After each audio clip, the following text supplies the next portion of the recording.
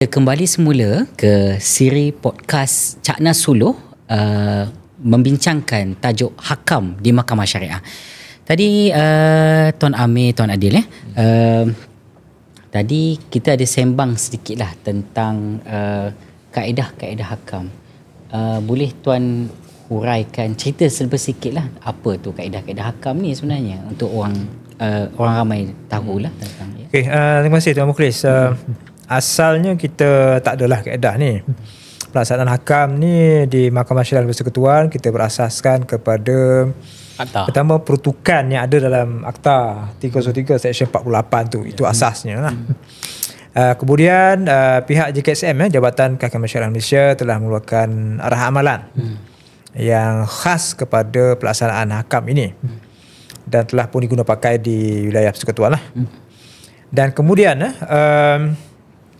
Alhamdulillah di wilayah Persekutuan tahun 2023 kita berjaya mewartakan kaedah-kaedah Undang-Undang Keluarga Islam wilayah Persekutuan Hakam 2023. Dan kaedah-kaedah ini sangat-sangat membantu yang mana dia melengkapkan peruntukan Seksyen 48 tersebut yang secara langsung memberi kuasa kepada hakim dan juga hakam tersebut dalam mengendalikan sesi tahkim ataupun penimbangantaraan yang dilaksanakan. Kemudian dalam masa yang sama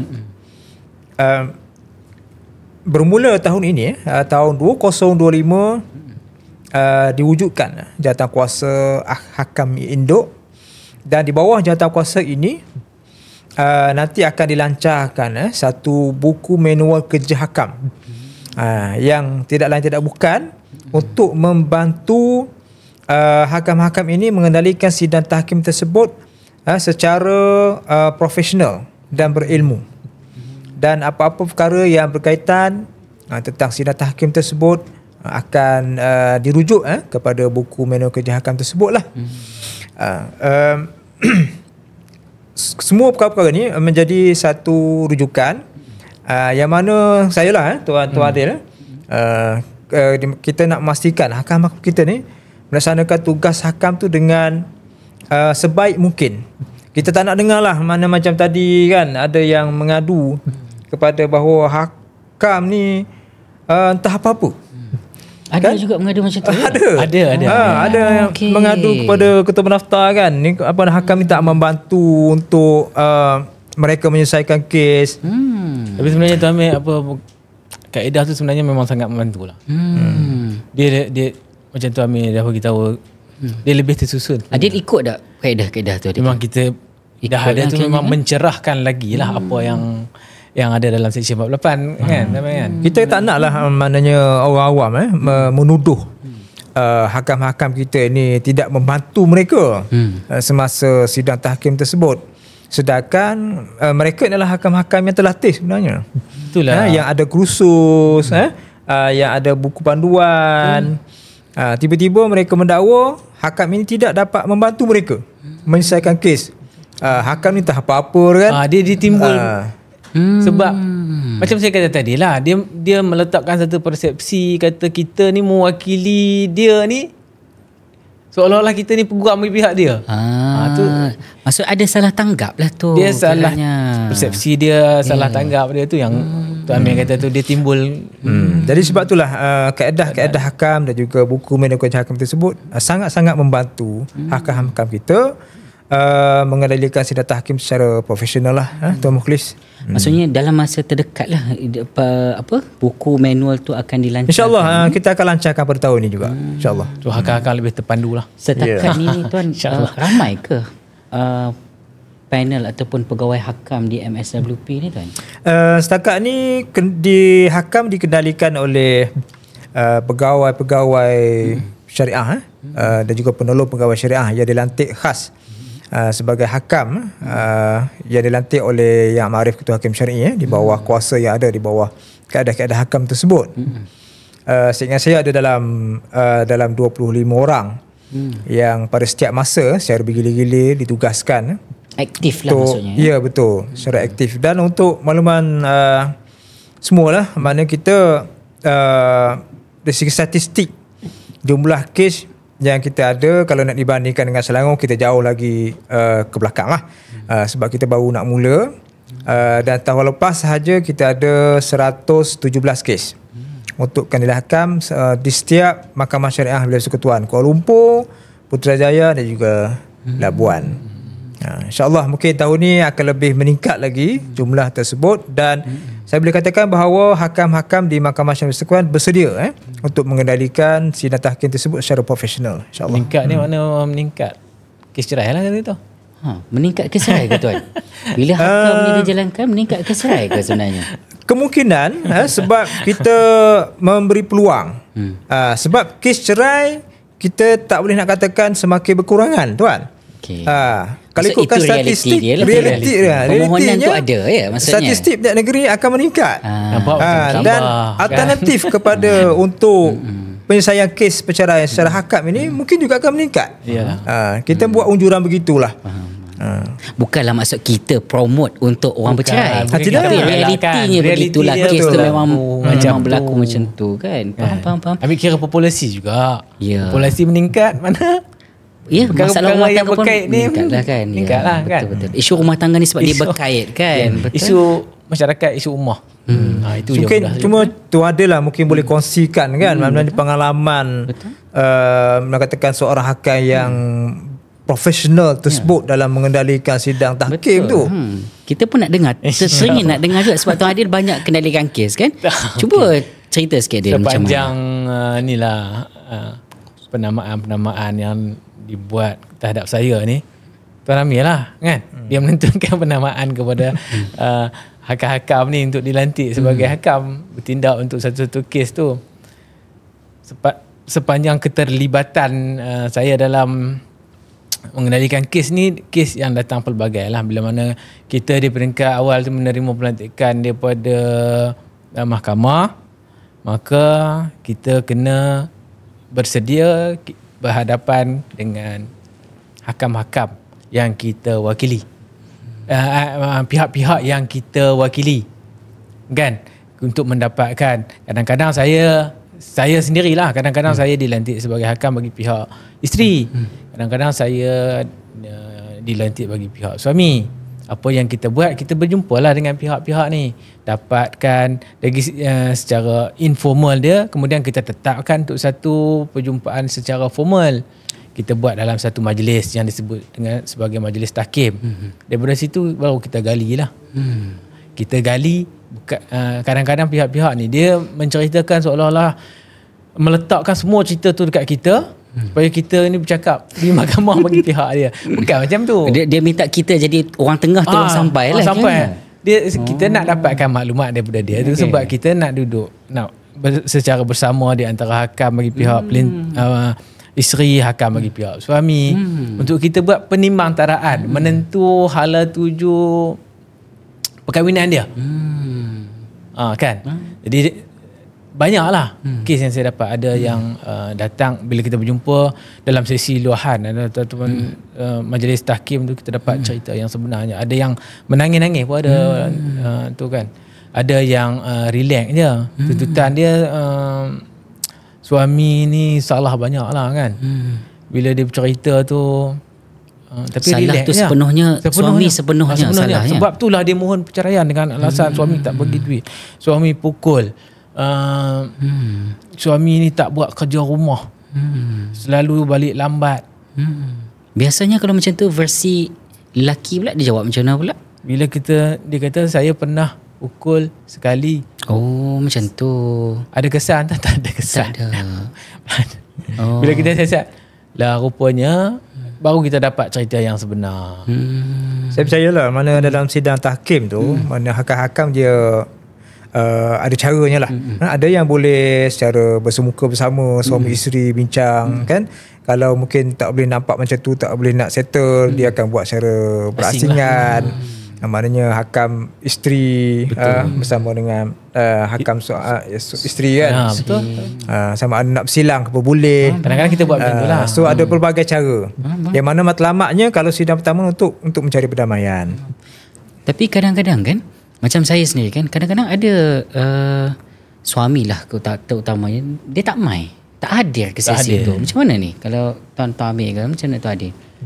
Kita untuk sebab kes hakam ni dia akan bermula dengan Seksyen 47 yang mana suatu penyampaian saman notis kepada suami akan disampaikan. Untuk yang jika suami yang tak hadir tersebut, pihak isteri boleh memohon kepada mahkamah untuk dikeluarkan suatu waran tangkap ke atas pihak suami datang ke mahkamah. Maknanya mahkamah boleh paksa. Boleh paksa suami tersebut datang mahkamah. Datang mahkamah. Itu saya kata tadi. Awal tadi suami tu ada. Kecuali suami yang memang hilang. Kan tak boleh nak kesan kat mana. Yang Ini ada suaminya tak datang ada. pun Ada kat rumah pun. Tapi tak Tapi datang. duduk bilik lain. Ataupun adalah sekitar-sekitar yang berdekatan kan. Apabila dipanggil ke mahkamah tak nak datang. So hak isteri boleh mohon kepada mahkamah setelah penyampaian saman tadi sempurna mengikut undang-undang, boleh paksa dia datang dengan mohon waran tangkap kepada suami tersebut untuk datang. Kalau tak nak datang juga, kita akan kuat kuasakan waran tangkap tersebut. Kita akan kerjasama dengan penguatkuasa agama ataupun pihak PDRM, Polisi Diraja Malaysia untuk cari dia. Cari sampai dapat. Sampai jumpa Sampai jumpa. Kita akan bawa ke mahkamah. Maksud sepatutnya tak ada alasan lah untuk tak hadir. Dia kena datang jugalah kalau ikutkan. Cuma kita prosedur nasihatkan lah. dia tu Cuma ada kita lah. nasihatkan supaya kes sebegini untuk supaya datang je lah. Faham. Sebab kadang-kadang dia jadi cerita panjang lah. Yalah. Kan kadang-kadang ada ruang-ruang, kita takut jugalah ruang-ruang yang boleh damai tu. Dengan keadaan-keadaan yang berlaku sedemikian ni, dia jadi tak damai pula kan. Faham. Tapi dia kena datang lah. Dengar lah ni apa isteri ni nak minta cerai ni. Kalau Adil, Apa alasan dia kena dengar lah. bila Adil kenalikan hakam, kalau dah memang tak hadir juga, proses tu tetap Proses berjalan. tetap ya? berjalan. Tetap berjalan lah. Cuma Proses tetap versinya berjalan. kita dengar satu Versinya pihak dia saja. jadi satu pihak lah. Dan biasanya berat kepada pihak isteri lah kiranya. Macam tu ke? Dia jadi cabaran besar jugalah dekat kita kat situ. Sebab apa? Kita hanya dengar satu pihak. Fungsi kita sebagai penimbang tara. Penimbang tara ni mesti kena ada dua. Barulah boleh Kan? ditimbangkan. Baru boleh timbang. Kalau satu nak timbang macam mana? Faham. Kan? Kita bukan beli buah letak atas penimbang tu dapat jawapan kan.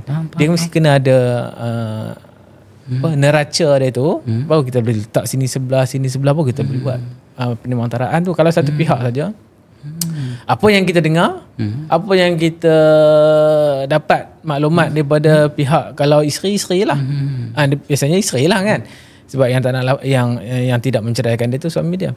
Jadi bila kita dapat satu pihak tu, itu proses tetap berjalan. Dapatan kita kena buat, majlis pun kita buat, kemudian kita hasilkanlah laporan. Yang laporan tu kita bentanglah di hadapan hakim. Berdasarkan kepada dapatan sebelah tu. Tu yang kadang-kadang ada isu dia bangkit lepas tu. Dia kata bukan dia ceraikan isteri dia. Dia tak nak cerai pun, mahkamah yang cerai. Ada juga macam tu lah. Ada Maksudnya juga. kan. Ada yang tak nak terima keputusan tu pun ada juga.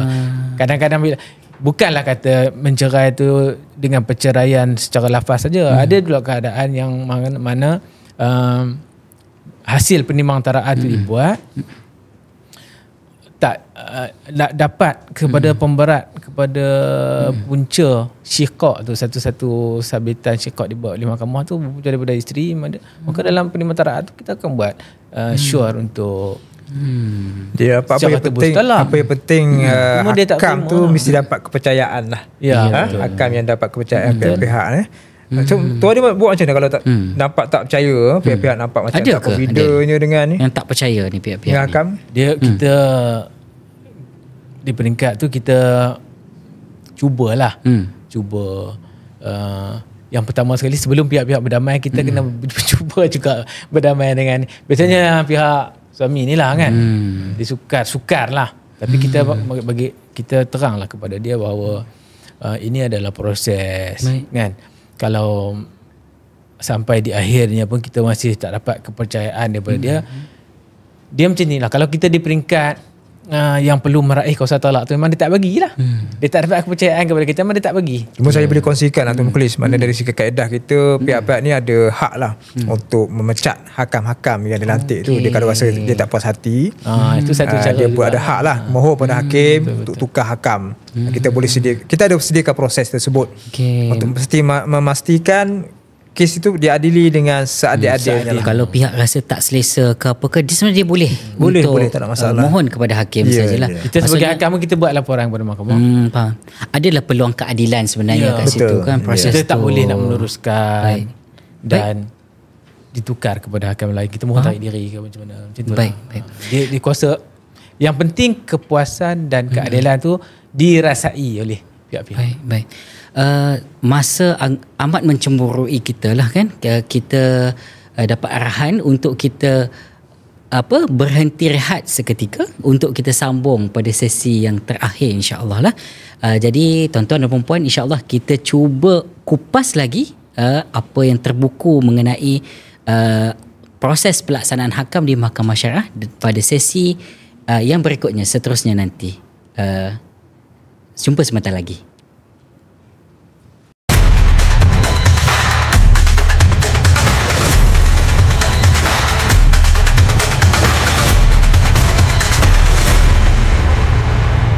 Baik, kita bersama semula untuk sesi podcast kita. Adil, tadi ada ceritalah tentang proses, tapi boleh tak cerita untuk pendengar lebih jelas mula proses hakam tu sehingga habis tu dia macam mana sebenarnya? Mungkin boleh cerita lebih lanjut sikit Adil? Tadi saya dah sebut lah sebuah sikit lah kan. Sudut proses tu di mana di peringkat awal tu kita menerima pelantikan daripada hakim. Dan kita berjumpa dengan pihak-pihak yang kita ni hakam bagi pihak mereka, sama ada suami ataupun isteri, untuk kita tetapkan satu masa yang sesuai dan berjumpa dalam satu majlis. Dan dari segi prosesnya, kita sebagai amalan oleh hakam ni, kita tengok kepada situasi pihak-pihak. Kadang-kadang kita boleh jalankan proses tu bersekali. Tengok kepada kondisi dia lah kan. Kadang-kadang kita tak boleh jalankan sekali, kita buat secara berasingan. Yang hakam bagi pihak isteri akan bersama dengan pihak sesi dia dengan pihak isteri terlebih dulu.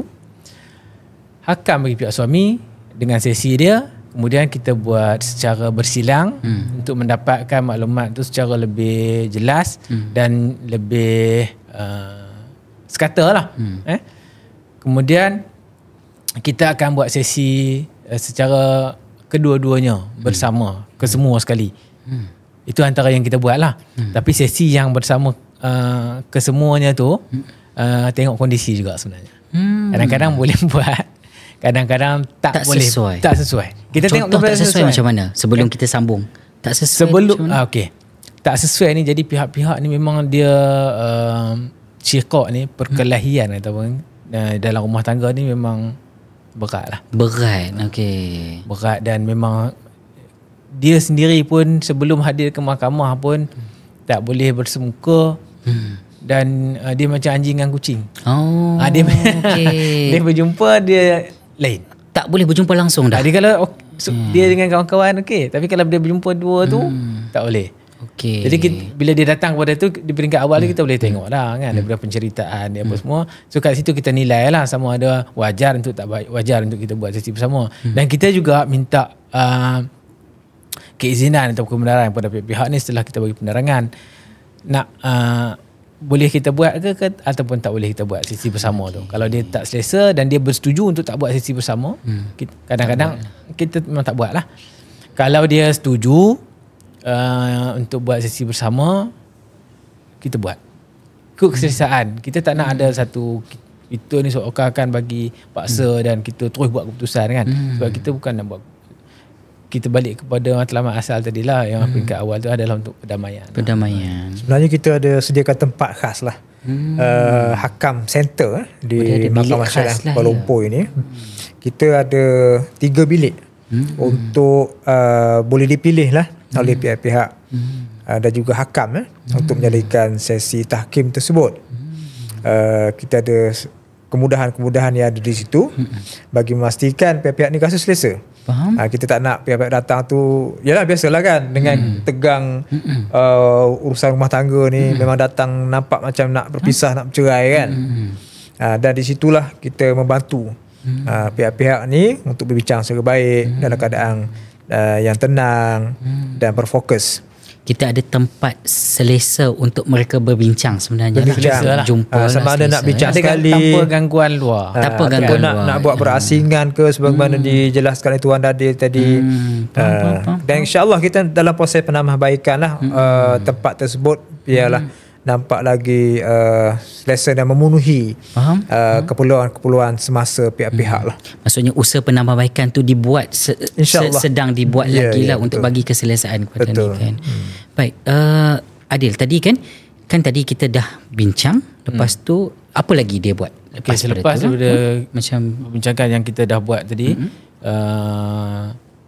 yang mana saya kata tadi, sehingga peringkat yang last yang kita buat sesi bersama ataupun kita tak buat sesi bersama tersebut, kemudian daripada itu hakam-hakam inilah antara hakam-hakam bagi pihak suami dan pihak isteri akan duduk secara bersama, akan bentangkan dan melihat kembali dapatan-dapatan yang kita dapat daripada hasil sesi majlis tahkim tersebut. Daripada situ kita buat penimbangantaraan dan kita masukkan hasil penimbangantaraan tu dalam satu laporan. Laporan majlis penimbangantaraan lah kan, yang mana kita, laporan tersebut kita akan bentang di hadapan hakim hasil dapatan dia. Dan di situ jugalah hala tuju. Kalau kita diberikan kuasa, kita maklumkan kepada hakim hala tuju dia begini. Hala tujunya satu, dia pihak-pihak boleh berdamai. So kita bagi tahulah. Nanti hakim akan dapat kejelasan daripada pihak-pihak itu sendirilah. Dari segi, kemudian hakim akan bantu, tentukan kedudukan kes tersebut. Kalau kita hasil laporan tu kita sure kepada hakim bahawa pihak-pihak ni wajar untuk berpisah dan kita tak dapat kuasa. Jadi kita maklum kepada hakim lah, kita wajar berpisah, tak dapatkan kuasa, nanti hakim tentukan kedudukan kita lah, macam mana kita ni dipecat ataupun dilantik, kemudian dilantik hakam lain dengan kuasa penuh ataupun kuasa untuk menceraikan. Berkenaan laporan tu suka saya tambahlah untuk kepercayaan kepada klien-klien kita yang datang untuk kes-kes hakam ini. Segala apa yang diceritakan oleh pihak-pihak kepada hakam tersebut, kita beri jaminan semuanya adalah rahsia. Dan perkara tersebut tidak boleh, kita tak akan dedahkan kepada mana-mana pihak. Dan laporan tersebut hanya akan dibentang kepada hakim saja, untuk dirujuk pada hakim untuk membuat keputusan. Jadi saya nyatakan kat sini bahawa pihak-pihak jangan segan, jangan takut, untuk, dan jangan malu untuk bercerita dengan hakam-hakam yang telah dilantik ini. Betul. Segala permasalahan, sebab hakam ni dia akan pandu, tak semua benda yang akan dicerita merapu, merewang, semua benda kalau ikutkan dia daripada pelis sampai jumpa nak cerita kan, daripada awal kan. So hakam akan bantu lah semua memandu pihak-pihak tersebut, apa yang perlu diceritakan, yang boleh dikongsikan dalam, dan maklumat-maklumat tersebut adalah rahsia. Dan hanya dirujuk kepada hakim saja untuk membuat keputusan dalam kes itu. Itu saya tambahlah. Kalau kita tak pandai, kalau kita ni hakam tak pandu, akan mencapah cerita dia dengan kita punya sesi tu lebih panjang daripada sesi di Dewan Mahkamah bicara tu sendiri lagi panjang sesi hakam tu sendiri. Dia biasalah dah tegang macam tu kan. Dia hubungan suami isteri je isunya. Tapi dia akan kait dengan tentang anak dia, tak harta benda dia, tentang mak tua dia, adik-beradik, macam-macam lah. Dia macam-macam. Episod dia tu kalau kata sebelum bertunang dia akan cerita sampai semua habis berkait. tu kan. Tapi yang itulah mana hakam-hakam kita akan pandulah supaya perbincangan kita berfokus untuk perceraian tersebut. Cuma Tuan Amir, bila kita kata pasal berpandu, lepas tu hakam-hakam yang nanti, saya lupa nak tanya tadi, hakam ni dia mesti lelaki saja ke ataupun dia boleh perempuan? Sebab kalau hakim, kita ada hakim wanita kan, macam mana yang tu? Okey, betul untuk kalau hakim hakim, kita ada hakim wanita di sini. Tapi kalau hakam mesti lelaki. Hakam mesti lelaki. Sebab apa? Sebab kaedah kita sebut macam tu. Okey. Sekalipun ada khilaf berkaitan tersebut dalam hukum syarak, ada pandangan mazhab-mazhab. Contohnya isu hakim tadilah. Tapi dalam isu hakam ini kaedah kita menetapkan lelaki mesti dilantik untuk menjadi hakam pada pihak-pihak. Jadi tak boleh dibenarkanlah setakat ni untuk melantik adik perempuan ke mak saudara ke sebagai hakam, tak dibenarkanlah. Maksud tak bolehlah tiba-tiba mana-mana pihak bantah, dia kata dia tak selesa dengan lelaki, dia tak selesa dengan Adil. Dia berselesa dengan puan. Dengan siapa-siapa kan. Macam tak boleh lah kan kiranya kan. Dia memang kena kaedah tak buat masa ni buat kita masa ni lah, melainkan ada perubahan pada ni jadi kita panggil lah kan. Okey, faham. Tuan Amir, tadi kan kita Adil ada sebut sikit pasal sistem kan, sistem penamaan kan. Mungkin Tuan Amir boleh cerita lebih lanjut apa sebenarnya sistem yang ada di Mahkamah Syariah untuk pelaksanaan hakam ni, ya? Tuan Amir lebih dekat lah. Tuan Amir kan sebagai pendaftar di sini kan. Saya sebagai pentadbir lah kepada pengurusan hakam di Mahkamah Syariah Persekutuan ni. Bukan saja di Kuala Lumpur, tapi juga di Putrajaya dan juga Labuan. So oleh kerana 3 wilayah ni kita kata yang berjauhan, jadi kita nak memudahkan proses hakam ini. Sebagai permulaannya bermula pada tahun lepas 2024 melalui kumpulan inovatif dan kreatif KIK berjaya menubuhkan satu sistem yang dinamakan Sistem Penamaan Hakam Mahkamah Syariah, SPHM. Dan sistem ini memudahkan untuk pelantikan hakam tersebut. Yang mana sebagaimana saya maklum tadi, kita ada 25 orang hakam yang aktif sekarang ni. Dan untuk memastikan pengurusan kes hakam di bawah Seksyen 48 tersebut berlangsung secara teratur dan tersusun. Kemas dan profesional lah. Jadi kita mewujudkan sistem tersebut di mana sistem ini akan dibuat semua dalam talian bermula dengan cadangan di dalam Dewan Mahkamah. So pihak-pihak dia akan menamakan hakam tersebut dan pihak pembantu ni akan menghantar cadangan nama hakam tersebut kepada pendaftar. So pendaftar akan melihat kepada hakam-hakam tersebut adakah bersesuaian ataupun berkelapangan pada tarikh yang dikendaki. So pendaftar akan cadangkan pelantikan tersebut secara dalam talian juga kepada hakim. Dan hakim akan menerima cadangan pendaftar tersebut. Sebab itulah hakam yang berkelapangan untuk mengendalikan sesi tahkim pada tarikh dan masa yang telah ditetapkan. Jadi dia akan berlangsung secara tersusun lah.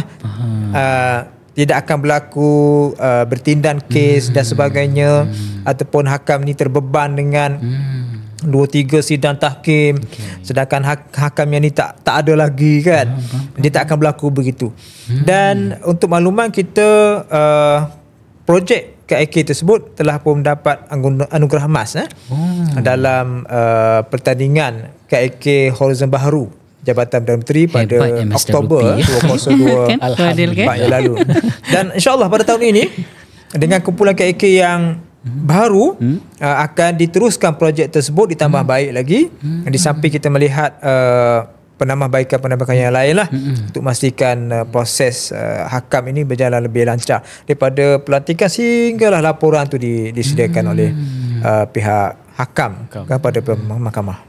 Maksudnya kan yang saya faham daripada Tuan Amir cerita tadi, MSWP ni serius lah untuk bagi pengurusan hakam ini tersusun, berstruktur, memang nampak memberi tumpuan beratlah kepada pelaksanaan Betul Tuan hakam Mufti. ini, Sebab kita bercita-cita untuk menjadi pioneer pengurusan hakam yang profesional di antara mahkamah-mahkamah syariah se-Malaysia. InsyaAllah. Alhamdulillah.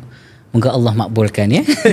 Kita harap jugalah. Satu tugas yang berat jugalah tu. Ya itulah. Dengan ada keadaan sistem yang tersusun teratur ni, pihak-pihak ni lebih yakin dan lebih percayalah kepada hakam-hakam ni. Ya.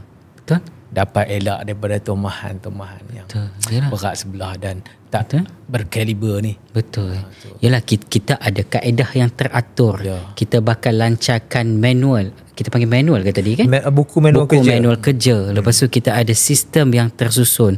Jadi semua itu ke arah nak menunjukkan kita betul-betul profesional untuk membawa proses hakam ini memberi perkhidmatan terbaik kepada pelanggan mahkamah. Dan lah, ya? di bawah kaedah-kaedah hakam ini, kita ada Jawatankuasa Hakam Induk yang dipengerusi oleh Yang Ma'arif Ketua Hakim Syar'i dan beberapa ahli yang dilantik yang diperkenankan oleh Yang di-Pertuan Agong sebagai satu jawatankuasa untuk memantau perjalanan pengurusan hakam itu sendiri, supaya telus, berjalan lancar dan mengikut peraturan juga undang-undang yang telah ditetapkan, insya-Allah.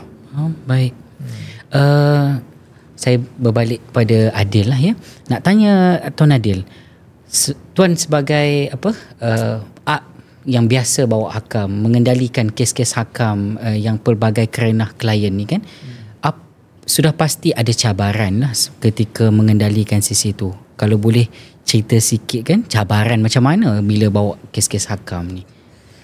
Tu Adil tak apa, nama dia Adil dah. Ya, sebab dia adil, sentiasa adil. Selesai kes dengan baik. Itu yang saya takut tau. Takut tak seperti nama. Tak seperti nama tu berat lah kayaknya. Tapi kita nama ni juga doa kan. Betul. Selalu betul. orang sebut tu insya-Allah lah. InsyaAllah dia menjadi doa kita kan. Betul. Okey. Cabaran saya dapat kes banyak. Ada yang melibatkan foreigner. Foreigner ni ada yang orang barat, orang putih lah. Mak Saleh, ada orang Arab pun ada. Selain daripada kes-kes yang melibatkan orang Melayu kita lah, orang Islam kita lah yang khususnya di wilayah persekutuan ni lah. Satu kes saya dapat kes permohonan perceraian dengan alasan dia bagi tahu lah kan, suami ini ada berlaku penderaan, ada berlaku pengabaian dalam kahwinan tersebut. Namun bila kita bawa dia dalam majlis tahkim,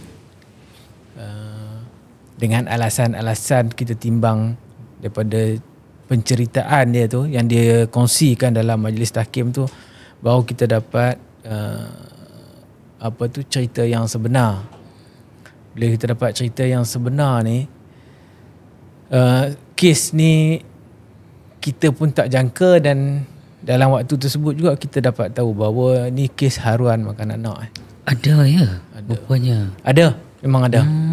Dan saya peringkat awal tu saya tak jangka lah kes pihak isteri ni permohonan perceraian dia tu atas sebab-sebab tu. Sebab dia hanya menyatakan di peringkat alasan perceraian dan sabitan syiqaq oleh mahkamah tu sebab berlaku tiada persefahaman, berlaku pergaduhan yang berpanjangan apa semua tu. Rupanya pergaduhan tu masalah dia tu haruan makan anak. Ya, bapa durjana maksudnya. Dan dalam kes tu juga bapa tak datang. Pada saya cerita tu berat lah. Dan letak duduk dia wajar tuntutan atau permohonan perceraian yang dibuat oleh isteri. Dan satu lagi cabaran besar juga, yang tu cerita tu cabaran hidup orang tu. Ni cabaran saya nak menentu letak duduk sesuatu perkahwinan. Ya. Kekal berkahwin ataupun bercerai. Itu cabaran paling besar lah. Memang kita kan dalam Quran disebutkan wa idza hakamtum bainan nasi an tahkumu bil adl. Bukan ditujukan kepada hakim saja. Ayat tu kan. Hakam pun samalah. Mana kita nak yang melibatkan hukum. Mana kita yang nak menentukan hala tuju dan letak duduk pembinaan tu sama ada kekal ataupun bercerai. So itu antara cabaran yang besar lah. Dan yang mana kita kena terima lah untuk sebagai satu amanah kan. Di situ saya nampak tugas hakam lah. Memang tidak nafikan, memang berat lah tugas hakam. Dan memang sangat membantu hakim. Dengan laporan tersebut, hakam akan mendetailkan keadaan isteri tu macam mana, dengan apa alasan-alasan perceraian. Dan hakam akan mencadangkan kepada hakim sama ada dia ni boleh kekal lagi ataupun tidak sebagai suami isteri. Mana kalau dengan laporan tersebut, biasanya hakim dia percaya kepada hakam dengan pembincangan yang telah dijalankan, dan hakim akan beri kuasa lah kepada hakam untuk pihak-pihak ini, pihak hakam menjalankan kuasanya untuk menceraikan pihak-pihak. Sikit lagi antara cabaran juga bila mana biasanya pihak suami lah suka bagi kerjasama tak nak datang. Pertimbangan yang kita nak buat tu agak mencabar jugalah sebab hasil daripada satu pihak saja. Kan? Macam-macam lah kita kena meletakkan kepada isteri ni apa yang diceritakan ni adalah betul sebenar-benarnya yang boleh bagi satu keyakinan kepada kita hakam ni dalam membuat penyumataraan. Jadi apa syur kalau Adil sendirilah, syur kepada mereka yang dipanggil untuk ke majlis tahkim ni? Kalau sepatutnya kita saya nak bagi perkongsian ni bahawa pihak-pihak yang dipanggil untuk hadir ke mahkamah tak kisahlah. Tapi dalam kes ni fokusnya kepada perceraian lah, permohonan perceraian lah. Dan dia terpakai juga untuk kes-kes lain lah. Bila dipanggil hadir bukannya semestinya hadir tu terus ada keputusan. Hadir untuk melalui dia punya proses. Kan? Dan bagi kerjasama bagi kerjasama kan? Sebab belum tentu lagi bercerai. Betul. Kadang-kadang ada satu kes tu yang ada dengan saya. Saya tanya betul-betul balik kepada isteri. Okay. Kenapa failkan perceraian ni? Bila dia cerita balik, sebenarnya satu kejutan lah, ataupun satu kejutan ataupun ugutan lah kepada suami tu supaya menjalankan tanggungjawab dia. Dia nak test suami dia, nak test suami dia sebenarnya. Bukan tu betul kan ni? Saya kata tak boleh selamatkan lah. Boleh, sebenarnya saya cakap sendiri dah berpuluh kali dah. Dia tak dengar. Saya nak dia sebut ustaz. Dia saya nak ustaz bagi tahu dia apa yang sebenarnya. Kadang-kadang dia nak test. Jadi bila dia tak datang, tak bagi kerjasama yang baik, rumah tangga yang boleh selamat, boleh diselamatkan tu, akhirnya runtuh. Faham. Baik, terima kasih Adil. Tuan Amir, mungkin ada ayat terakhir yang Tuan Amir nak cuba kongsikan dengan sesi ini. Melontarkan yang terakhir ni kepada pendengar dan juga especially kepada klien-klien mahkamah. So jangan segan, jangan silu lah untuk melalui proses hakam tersebut, sebab kita ada hakam-hakam yang profesional dan akan memandu pihak-pihak untuk mencapai penyelesaian kes. Kita nak mengelakkan gantung tak bertali tadi. Kes bercerai, sama ada pihak ni boleh kembali berdamai ataupun berlakunya perceraian berasaskan hukum syarak yang telah dibenarkan oleh undang-undang. Terima kasih. Baik, terima kasih Tuan Amir, terima kasih Tuan Adil ya. Tuan-tuan dan puan-puan, alhamdulillah rasa sekejap saja kita berbincang tentang tajuk ni, tajuk berat sebenarnya, tetapi kita cuba olah lah untuk bagi pemahaman yang umum kepada masyarakat kita ya. Jadi saya harapkan daripada sesi perbincangan kita pada hari ini, sidang pendengar yang budiman boleh sama-sama mengambil manfaat tentang pelaksanaan hakam di mahkamah syariah ya. Kita mahu tidak hanya mereka yang terlibat dengan proses hakam ini saja tahu, tetapi boleh diwawarkan kepada ahli keluarga, Betul. rakan-rakan, okey. Sekiranya dipanggil untuk proses hakam, inilah yang akan dilalui oleh pihak-pihak Betul. ya. Jadi terima kasih banyak sekali lagi. InsyaAllah kita bertemu lagi dalam siaran podcast Cak Nasuluh akan datang. Okay, terima kasih. Sekian, terima kasih.